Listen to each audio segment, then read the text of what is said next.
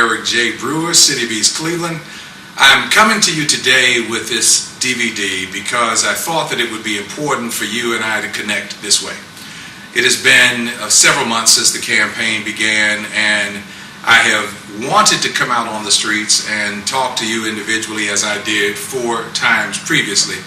But given the fact that before I was trying to become the mayor and I could afford to really be out there on a daily basis, today I am the mayor and I have the job of mayor, and so it means that my responsibilities have changed greatly. We have deadlines that we're trying to meet at the end of September. Actually, in fact, on the primary day, September 29th, on the 30th of September, we have to have spent over $400,000 in HUD funds, or else we'll lose those dollars. So we're working to make sure that we meet that deadline. In addition, we've got to make sure that you have salt for the streets this winter, and we've got to make sure that we balance the budget. I think, as we've shared with you previously, we have about a $981,000 hole in the budget that we're trying to plug, and I want to make sure that we don't lose any services, and obviously we definitely do not want to go back into fiscal emergency. So this DVD becomes my opportunity to talk with you today in this very informal format from my home on the 19th floor of Lake Park Towers. I'm sure you remember when I was one of America's only homeless mayors, when our apartment building caught on fire a little over a year ago, not quite a year ago. And so I'm here in my home talking to you, and I hope that you find this information to be useful.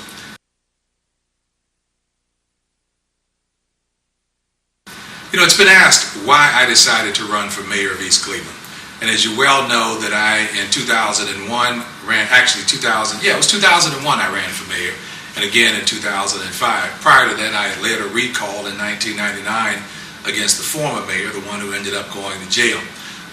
What a lot of people don't know is that I moved to East Cleveland with my mother and father, Harold and Ann Brewer, in 1969. We lived at the corner of Fay and Emily. I attended Shaw High School for 3 years until the 12th grade. And no, I did not complete Shaw High School. I actually needed a half a credit in order to get my diploma, and I decided at that point not to go back to school for 3 months, but to actually go into the military. And so I enrolled in the United States Air Force in September of 1972, and I served in the Air Force until August of 1976. I'm a Vietnam-era veteran, and I spent some time in Thailand during the end of the Vietnam War, and was actually in South Vietnam, Thailand, when South Vietnam surrendered. But the connection to East Cleveland to me doesn't just begin with my own mother and father moving here in 1969. It begins with my uncle Ernest Brewer, who lived at the corner of Speedway and Overlook in Carleon.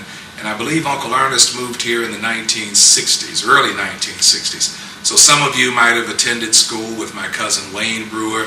You might know my Aunt Jean Brewer. My Uncle Ernest died in 1971. He was in his 40s. But our family's been around this area for a long time. My father grew up in Kinsman, on the Kinsman area, 75th and Kinsman.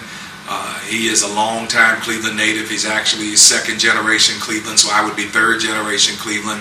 And for East Cleveland, this would be my 40th year in this city.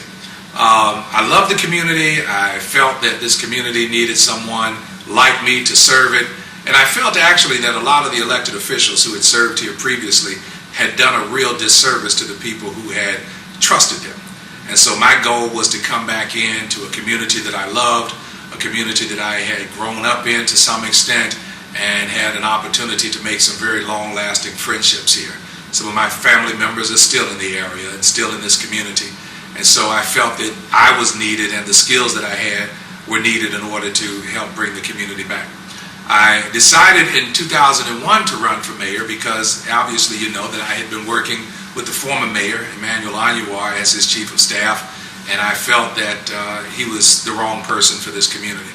And as such, I decided again to lead the recall against him, to run for mayor, so that I could undo a wrong that he had done on this particular community. I lost that race, and it taught me a very valuable lesson about the city. I got a great deal of votes from a great deal of support from a lot of people who believed in me, and I think they've been proven to be right now, especially after he went to jail and started being investigated after I lost that race in 2001. But I'm here today because I decided that I wanted to come back and help East Cleveland restore respect, deal with the water issue. I knew how to address that problem. I've had a long time relationship with Frank Jackson, even before he became a member of Cleveland City Council and subsequently Cleveland's mayor.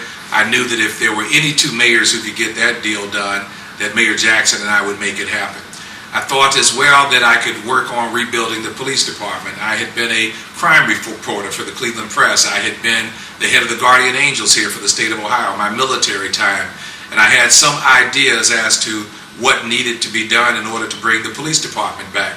I knew that the leadership at the time that I took office, Patricia Lane and others, were not the right people, and I had made a commitment that if I got to be elected mayor, that I would change leadership. Now, you know, I did try that at first, but we found out that the civil service rules prevented us from doing that. So I gave her 20 months to either succeed or fail based on her own effort. And she obviously failed, and I had to make some changes, and I made some very aggressive changes in that department. Ralph Spots is now the chief of police, and he's done a very good job for me there. I think the other issues that I thought were important were how the city was being portrayed by the media. I've owned 12 newspapers. I've been the editor of Cleveland Life. I've been a publisher. I worked for the Cleveland Press as a reporter, the Cleveland Post as a reporter, and I've done a lot of freelance work. I have been the chief of communications for the Cuyahoga Metropolitan Housing Authority. So I had some experiences that I thought would be useful from a media perspective. I've had 2 radio programs as the host of one a live call-in show and one a taped public access program on WERE and WRMR, AM 850 and 1300. So I had that experience, and I thought that someone like me could work with the media and work with reporters and editors to help them understand that the way they were covering East Cleveland was not helpful to the city. So I thought that would be helpful as well. You know, when I ran for mayor in 2005, the literature that I distributed was fairly simple, in that I didn't make a lot of promises. I only made promises that I knew I could keep. So number one is that I promised to deliver a plan within 90 days to address the water and sewer rate problem. I promised to end the lying and stealing inside City Hall. I promised to end the waste and mismanagement. And then from a management perspective, I promised to bring professional management in and then to increase the level of respect that our employees had for our residents and that people overall had for the city of East Cleveland. Everybody pretty much was doing what they wanted to do. Contractors were coming into this community.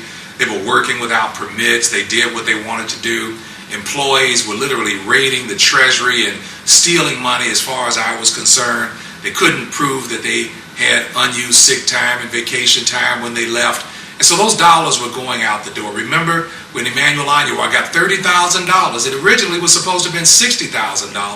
And the human resources director, who was actually his sister-in-law, said that he had never cashed out his unused sick and vacation time since he started working for the city in 1990. Now, we knew that wasn't true, but the council at the time, consisting of, I believe Gary Norton was even on that city council, the council president, current council president, didn't say one word about that money that went out. And so I felt that the promises that I made were to address those type of issues. I think, more, you know, as equally as important is the media piece, just the way we were being treated by the press. I mean, I was sick and tired of that As East Cleveland Turns on Channel 19. And I knew the leadership at Channel 19, I knew how to address the leadership at Channel 19, and I knew how to get that off the air. And it hasn't been back on the air in several years now, and so I feel that those were my main issues. I knew the water piece was important to you. I knew that it was the reason many people had decided to leave their homes. I knew that many people, the businesses in this community, property owners, were having a terrible time paying water bills that were the size of house notes. I remember a lady who was in her 80s. She had retired to Social Security in her 60s, and she was at a community meeting just to talk about water. And I heard her complain that her monthly income was $362 from Social Security, and that was it.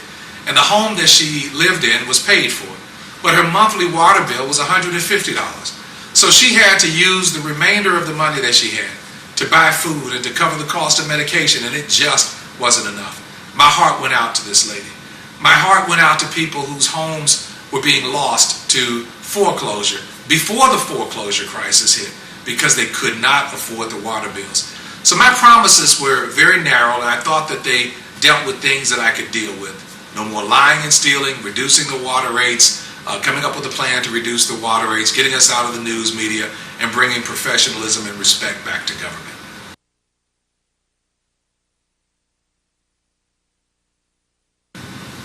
You know, the one thing about politics is the fact that many people get involved in elected office or running for elected office because it makes them look good. It looks good on their resumes.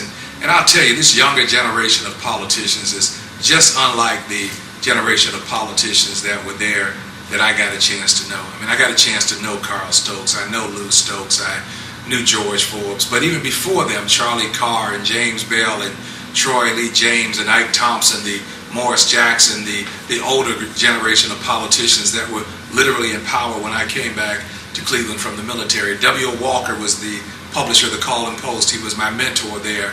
And I remember the level of energy associated with the Call and Post in 1978 and 79 and 80 and 81 up until Mr. Walker's death. I actually got the last interview with Mr. Walker and the last interview with Carl Stokes.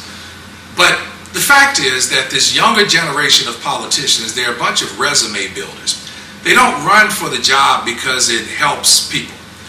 They run for the job because it helps them, and it looks good on their resumes, and it helps them jump from one job to the next. I ran for this job. I don't want to be anything else other than the mayor of East Cleveland. And when I became mayor in 2006, one of the things I did was go around the county and meet with some of the successful mayors. The first mayor that I met with was Westlake Mayor Dennis Clough. He had built a brand new city hall. He had helped build Crocker Park. He had taken a community that was literally a cow patch and built it to one of the more thriving communities in Northeast Ohio. I wanted to know how he did that. And the one thing that stood out was that he'd been there for 25 years and he was committed to the job, but he also had help from highly qualified people serving on city council. The chairman of his city council was also the chairman of OfficeMax. One of his council members was a very successful attorney, another was a very successful public personnel consultant. I met with the mayor of Beechwood, Merle Gordon. I met with the mayor of Bedford, Daniel Pochek. I met with the mayor of Seven Hills, and that is actually Independence, Mayor Sam Alott. I talked to Mayor Tom Longo, who'd been there for 25 years, and Mayor Rothschild in University Heights. All of these mayors had almost a quarter century of service, with the exception of a couple of the younger ones, but a quarter century of service. And I realized that in order for a mayor to be successful and to guide a community where it needed to go, it needed to have stable leadership. He needed to make a commitment to that job and nothing else. And so that was the mindset that I brought to this particular job as mayor of the city of East Cleveland. Folks, it only pays $40,000 a year. It's far less than what I made prior to that in my own business. And it's half of what I made working part-time for Mayor White in 2000 and 2001. So I did not get into this job for the money. I didn't get into this job to build my resume. I'm 55 years old. I have a work history. I have a resume, and I have a good resume, and I can earn money with my resume as either an entrepreneur or somebody who's worked in government. And I've had trusted positions with my resume and my education and experience. And so I got into this job because I felt that East Cleveland could use someone with my skills. And I wanted to make sure that you had an opportunity to get to know me in such a way that you would trust me and have confidence in me to do your bidding.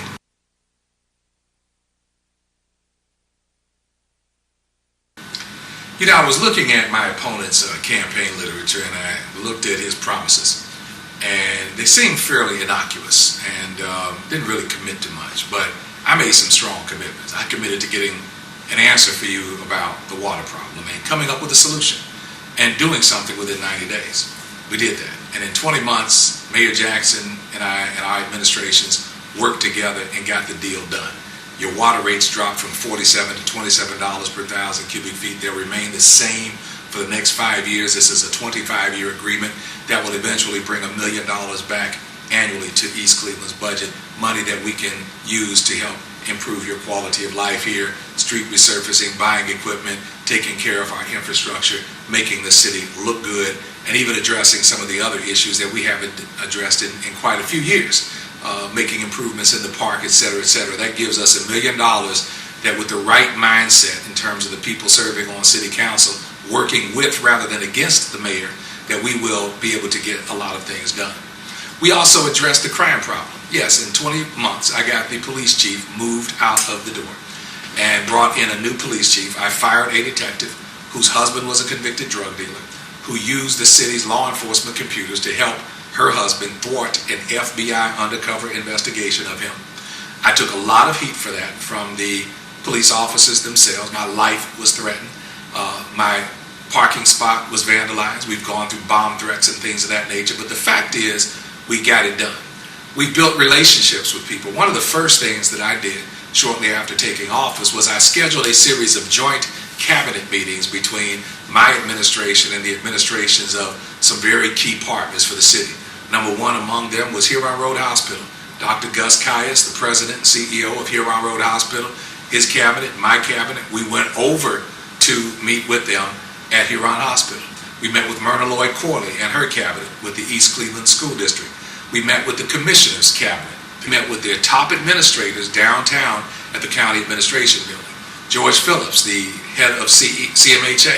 I took my staff over to meet with George's staff over at West 25th Street, CMHA's headquarters. We met with the cabinet of the folk at the McGregor Nursing Home, and we built relationships. We put faces to names, and we let our sides get to know each other and to exchange phone cards and to address issues of mutuality. Mayor Jackson has been a great partner for my administration. Our administrations work well together. In fact, during the water meetings, when we first started discussing this, there were 6 people in the room. All 5 of us had worked either for Mayor Jackson or Mayor White, and only one person had not worked for any administration, and that included me, who had worked for Mayor White. So the relationship between the City of East Cleveland and the City of Cleveland, the City of East Cleveland and CMHA, RTA, we actually did meet with the CEO of RTA and his staff as well. But the relationships that we built have lasted forever, and I expect them to last as we move forward. One of the things that's been interesting is that my opponent has tried to say I don't get along with people. When I don't get along with certain members of City Council, shortly after I took office, some of the most outrageous proposals were brought to me by members of council that literally would have got me put in jail and embarrassed this community if I had agreed to go along with them. So I realized at that point that these folks really didn't know what they were doing, that they didn't have the city's best interest at heart, that they were only looking out for themselves. And so I would say things to them like, you follow the laws, you follow the rules, you respect the separation between our branches of government, you don't tell me what to do, you don't tell my employees what to do, they work for me, and the law requires them to work for me and not the council. Council has 2 employees that it's supposed to manage, not the other employees. But the relationships that we build everywhere else but council shows that we can build relationships. The problem, I think, with the council relationships is that they've been used to a bad paradigm. I inherited the same folks that served under Anwar and some of the people that he recruited.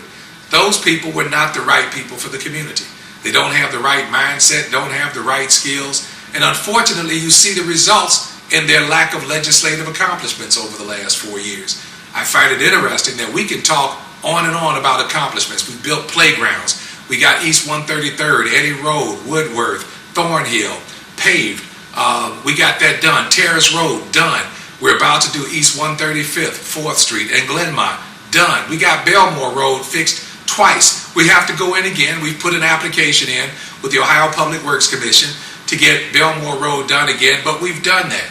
We had to get rid of people in the electrical shop that did not have the right certification in order to work in the electrical shop. I had to rebuild the service department. Some of the things that you don't see are those things that are now normal. You just have gotten accustomed to not seeing all those signs cluttering our telephone poles or contractors working in this city without permits. You've become accustomed to not seeing trash on our main streets. You've become accustomed to seeing the grass cut on our main thoroughfares. This city looks different than it did before. When you think about the drug boys that were on the streets at one point, they're not there like they used to be. They still sell drugs. They moved into homes. We have active investigations with the FBI, DEA, ATF, the sheriffs, and our own police department going on right now. These investigations are going on as I speak. But the fact remains is that the image of the city has changed, and we are a much better city than we were before. We've built solid relationships with people in University Circle. One of the people I met with first was the interim president of Case Western Reserve University. I met with the president of the Cleveland Institute of Art. I met with the president of Cleveland Clinic. I met with the folks that work for the Cleveland Art Museum. We have built relationships, opened doors. I met with the folk at GE, Robert House, the vice president of GE, and Mike Petrus, who heads the GE at Neela Park here in East Cleveland. At one point, they would not deal with the city of East Cleveland because as a publicly traded company, these people could not deal with folks that were criminals because it would affect their stock options. And so they decided to leave East Cleveland alone. But under this administration, I've been invited to help them kick off the launching of that STEM school that they opened up with the city of Cleveland. And I spoke as one of the keynote speakers with Governor Ted Strickland, with Senator George Voinovich, with Congresswoman Marcia Fudge. When is the last time you saw the mayor of East Cleveland serve at a panel talking about an issue unrelated to East Cleveland at the Cleveland City Club? That tells you, people, that we have brought a level of respect to the mayor's office that has never existed in this community. And I think people around the community are quite pleased with the progress that they see under this particular mayor. You know, one of the things that I think you will probably appreciate is this, and I mentioned RTA before.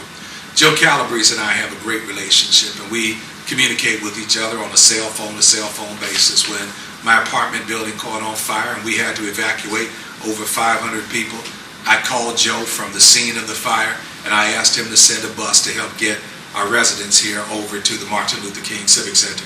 He sent 2 buses. I called Dr. Caius, the CEO of Huron Hospital, and he sent doctors over to make sure that the medical needs of the people that lived in this building and in the fire at the Rockefeller View down the street from me were covered. But the relationship with RTA is one that is quite interesting. Shortly after taking office, I realized that this Euclid corridor that really stopped at the bridge at East 120th did not cross into East Cleveland, and I wondered why. What I realized after reading this thick document, 384 pages of this environmental assessment, and getting a copy of all the records that had gone back and forth, all the letters that had gone back and forth between our 2 agencies, that the last mayors were not engaged. They were not going to the meetings. They were not talking to RTA. They were not involved in the planning. They had not gone to NOACA to get money to make the East Cleveland end of Euclid Avenue look just like the University Circle end of Euclid Avenue. They hadn't met with our congressional representatives. Obviously, when a guy is too busy thinking about stealing and lining his own pockets, he's not thinking about what he can do to help this community. And when you have council members who don't have the basic understanding of how to build relationships and the agendas that they ought to be focusing on, and literally just followed him like sheep down a very bad path, East Cleveland did not benefit from that. And so I met with Joe Calabrese and RTA, and the relationship, folks, I will tell you, was a little strained at first because they had bad experiences from the prior administrations. But we had to let them know that we weren't the same people, that we were smart people, that we would read everything. I think Joe was quite surprised when he gave me a copy of that 384-page document, and then I called for another meeting after I had read that document and sat with him and had some questions. And he said to me, "Mayor, I haven't read the document. I didn't expect you to read it either."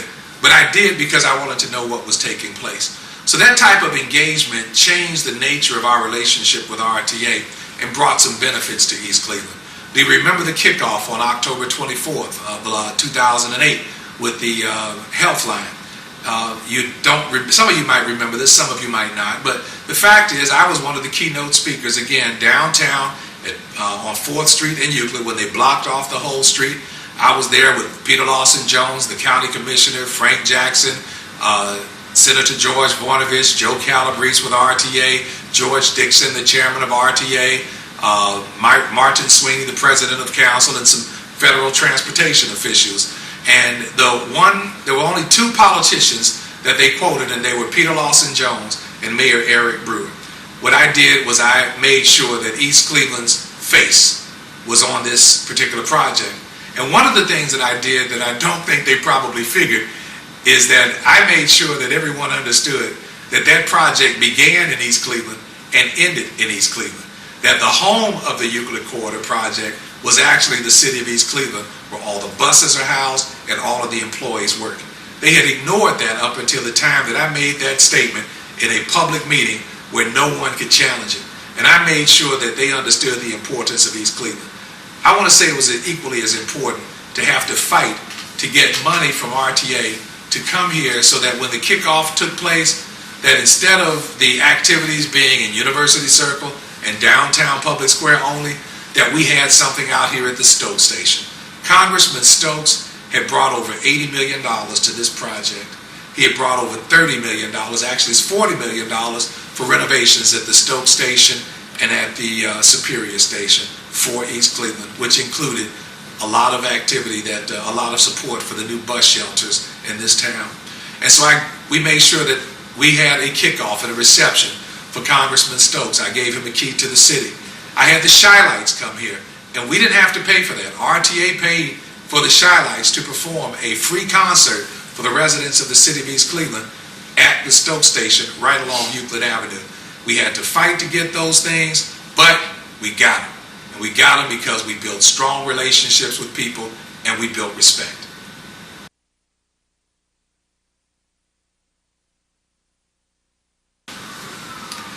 Why did I run for re-election? And that is a question that I had to ask myself. I originally took this job with the mindset that I would serve 4 years.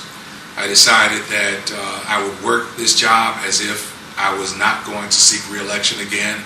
And so whether I stepped on toes, whether people liked the work I did or not, I was in here and I wanted to work real hard, real aggressively to get something done. So many politicians take these jobs and they really don't get anything done. They kind of make up things and they hope that you don't remember from one election to the next. No politician has ever made the kind of commitment that I made to come up with a solution to address, like I did, the water problem. That's just something that politicians don't do. And I set a deadline for getting it done. That's the journalist in me and the newspaper publisher in me coming out by setting a deadline. Now, running for re-election for me had kind of a mixed thing for me because, again, I gotten a lot accomplished. Crime rates down 40 to 75%. I got the water deal done. I brought respect back to the city. Got changes in the police department, changes in the service department. We've got normalcy going back into city government. Our employees now are aligning their actions with the Big Green Book, which is our codified ordinances and our charter. Those are things that we got done, but they're not institutionalized yet. Change comes quickly, but I'm telling you folks, all the things that I got done could be undone if the wrong person got elected. And so I felt that to run again would be to protect the investment that we had already made in this community in making sure that our government was sound. But again, it hasn't taken hold yet like I wanted to.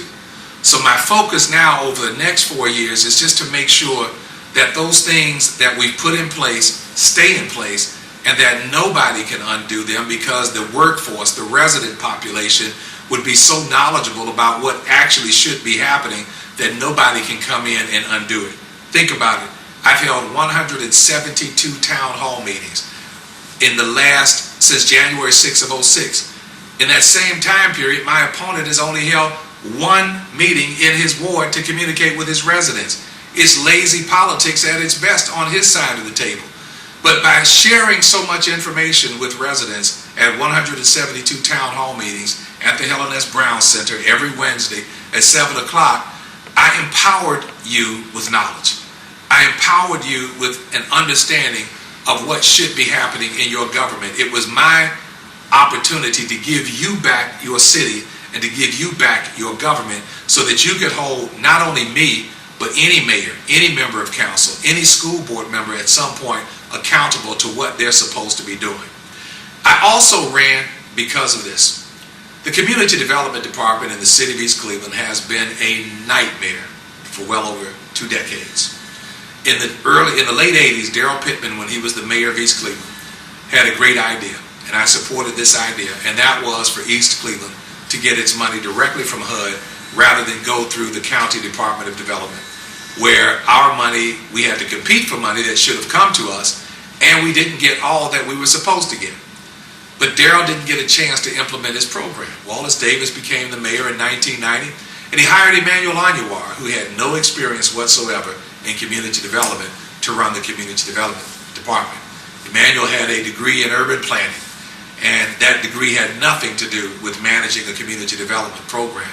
And so he took Darrell's idea and misapplied it. And so for the 4 years that he ran that program, he never ran it right. And then there were problems through that year, audits. And then through the 90s, more problems, more audits, more monies being returned. The city has returned over $1 million, even before I became mayor, in block grant funds that had to go back because they couldn't meet deadlines. There were dollars that had to go back because they had misspent the monies. And so at one point, they had to reimburse HUD over $400,000. All of this occurred before I became mayor. And since I've been mayor, and let me say one more thing. From 1998 until December 31st, 2005, there were 17 people serving as the community development director. That department had total instability. And one of the community development directors, Cecilia George, ended up going to jail after she was investigated by the FBI and prosecuted by the U.S. attorney and convicted. Those were the kind of people that were here, the kind of problems that folks with a criminal mindset had when they were running this city and had access to your treasury. And so now, when I became mayor in January of '06, and I went through 2 community development directors, I said enough. Yeah, one of the things I did was, with the community development department, I went to meet with Alfonso Jackson, the former secretary of HUD. I went to Washington, D.C. to meet with him. And from 10 o'clock until 4:30, I had a meeting with Secretary Jackson and 16 of his top bosses. I learned a great deal about what was taking place in community development, and I learned why East Cleveland was having many of the problems that it had had over the years. And so when I returned from that meeting, I made a few decisions. 13601 Euclid Avenue behind Pizza Hut was where the community development department had previously been housed. I decided to close that office down and bring all of the employees in community development, building and housing, to City Hall on the 2nd floor around the corner from the mayor's office, where I would have daily interaction with them, and where they would also have daily interaction with the police chief, the finance director, the law director, and the chief of police, to let them know that accountability was truly going to occur in that department. The employees have learned a great deal. I've learned a great deal. I went to several workshops, 5 of them to be specific, and I started going to Columbus and meeting with HUD officials. I started calling other community development directors.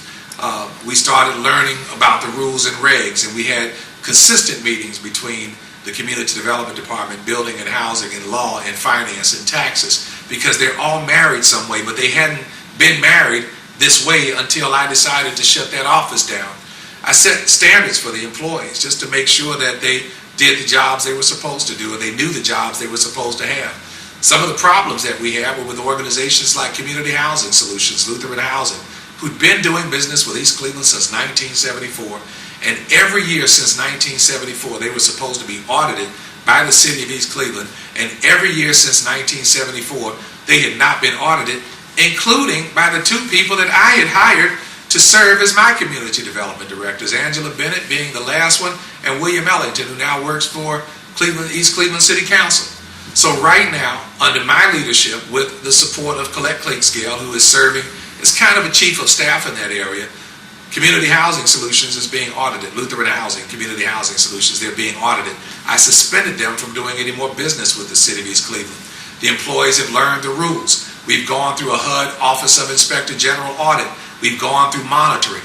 We've gone through HUD's regulations. We have really learned their regulations. We've learned the grant language for the Neighborhood Stabilization Program funds. We're getting $2.2 million in Neighborhood Stabilization Program funds to demolish 150 properties and rehabilitate 15. We got $299,000 in stimulus funds that we're using for demolition. We got another $591,000 in stimulus funds that we're using to hire 3 police officers for 3 years. We have applied for, and working with CMHA and the County Department of Development, we're going to get a solid portion of Neighborhood Stabilization Program 2 funds from HUD. They've applied for over $75 million to renovate apartment buildings in the city of East Cleveland and build senior housing. The $75 million isn't all for East Cleveland. It's for other communities as well. But CMHA has an interest in acquiring apartment buildings along Euclid Avenue and renovating those apartment buildings for senior housing and for creating low and moderate income housing for the low and moderate income workers of the institutions in University Circle. So those are the kind of things that we've done, and those are the kind of things that are on the table right now. We have learned a great deal. If I were to tell you how this community development department would be graded over the last decade, I'd say we got an F. And I would say that over the last few years, especially the first 2 years of my administration, we would probably be at about a D, just for the first year under Ellington and the second year under Angela Bennett. But right now, with Collect Clean Scale and all of the employees being inside City Hall, with our relationship with HUD and the fact that HUD now trusts us, they understand that we're trying to do the right thing. They understand that we're not thieves. They understand that we have a zero tolerance policy for any corruption. They understand that we are going to the workshops, that we're learning the things that we need to do, that we need to know, and that we're reaching out to others. I would probably put our administration today at about a C+. And I'm being very modest at this point. No, I don't think we're where we need to be.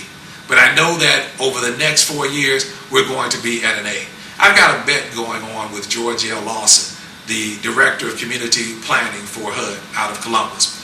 And I said to her that once we get through these changes, at one point, East Cleveland's Community Development Department was used as a training tape to show people what not to do. And I said to her, we are going to make such strident changes and such glaring improvements that you're going to promote us as one of the better run community development departments in the state of Ohio. She said, Mayor, if you do that, we will be glad to give you an award for most improved. Folks, I'm very competitive. I like a good bet, and believe me, we're going to win this bet. And I'm taking the same mindset about community development that I took about water. What other things do I think we need to work on as we go forward? Folks, there's a lot. We've got a $75,000 planning grant that we received from NOACA. When I met with Howard Mayer, the executive director of NOACA, which is the Northern Ohio Area-Wide Coordinating Agency, they are a transportation funding agency. He told me that East Cleveland had never applied for a grant from them. So we applied in 07 and got a grant. We applied in 08 and got another grant. The first grant was for a traffic safety study, and that will help us make improvements at Superior and Terrace, which is a high accident area location, and Noble and Terrace, which is another high accident location. We are using $75,000 to hire a company called Floyd Brown Group to put a development plan, a street planning document together for Hayden Avenue. It's the first time that a plan will be put together for Hayden Avenue since 1974. We have plans on the table to make improvements on Belmore Road, and we've applied for money through the Ohio Public Works Commission to strengthen that street and work with Huron Hospital as they seek to expand from Terrace to Euclid Avenue, from Belmore over to Vassar. We have worked in a relationship that we've established with Case Western Reserve University and University Hospital through a nonprofit they have called the Cleveland Medical Corporation. I don't know if you know this, but they spent $2 million for a piece of property at Euclid and Lakeview. And I've met with Mayor Jackson's administration, and they want to build a $500 million steam plant right there in East Cleveland to power the institutions of University Circle. But folks, let me say this to you. I need some help on that city council and some right-thinking people on that city council, because I've said to these folks that if you're going to use our land, that our residents have to benefit. And if you're going to provide power at a low cost to the residents and users of University Circle, then that same facility that's in East Cleveland has to benefit East Cleveland as well. So I need to be here to make sure that the deal goes through, because I've already established the relationships. I understand the nuances, the little things that a new mayor might not ever understand. I want to make sure that we continue our work with Dr. Charles Abunyawe, who is building a $2 million medical arts building right at the corner of Euclid and Eddy Road. If you go down to Euclid and Noble, there are plans for new retail on each corner of that intersection. I want to make sure that the projects occur. I want to make sure that we keep the relationships with CMHA so we can get that money from the NSP2 funds and renovate the apartments and build new housing along Euclid Avenue. We've got a great relationship with University Circle Incorporated. They have included East Cleveland under this mayor in a program called Live Near the Circle, where their workers, if they live near the circle, will get a $5,000 down payment assistance in order to buy a house in this community. I want to continue working with RTA and Huron Hospital and General Electric. I want to continue working with the folks in our school district, Superintendent Myrna Lloyd Corley, to help them in any way we can to increase the proficiency test scores of our children and the graduation rates of our children. It is unacceptable that 56% of our kids graduate and 44% did not graduate last year. The 44% are still on the streets. Folks, we have to do something to get them in gainful employment and find meaningful careers. I've opened up doors with some of the unions, the trade unions, Liberatory, Art Liberatory, not Art Liberatory, but Chester Liberatory. We're working with them and they're local, and we're talking about job training programs in order to get some of our residents and students into job training programs in the building trade so they can make 20, 30, 40 bucks an hour doing the kind of things that they've been locked out of doing in the past. We have a lot on the table, folks. This city requires stability. I'm offering myself for another 4 years to continue being your mayor so that I can continue building on the progress that we've already made.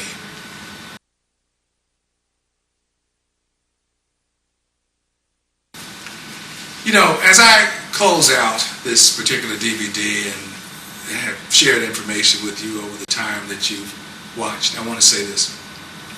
You know, I thought about this election and my re-election. I've never been in this position before. I've been elected, now I'm trying to get re-elected, and I do believe that I've done the work and I believe I've earned your vote, and I believe that you all are going to vote affirmatively to keep your city safe and to keep a mayor in this community who has been respectful to our residents, who's built strong relationships, who's brought respect back to this city, integrity back to City Hall, and dignity back to the mayor's office. I think you're going to do that.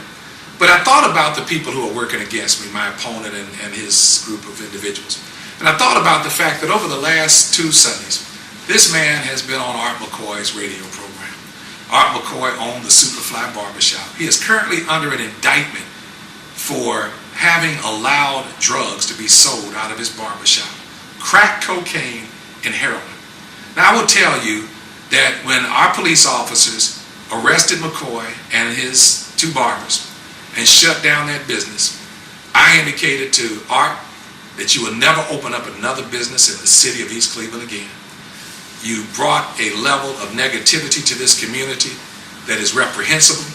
And if you didn't know drugs were being sold out of your barbershop, you should have known, because you are Mr. Black on Black. So folks, this is Art's chance to get back at me, and he's doing his best to help my opponent. Why? Because people like him want to have control over East Cleveland again. Ike Jones is working with my opponent. Ike Jones was listed in federal documents as someone who delivered a bribe from a contractor, a demolition contractor, to the last mayor. And I will be very honest with you, and that's the only way I can be. And I know some of you think that I talk about people, but you gotta really understand that you can't talk about these things without talking about the motivation behind certain people being there. Those people are out there working against me. And no disrespect to any of them, but that's who some of them are. And there are others.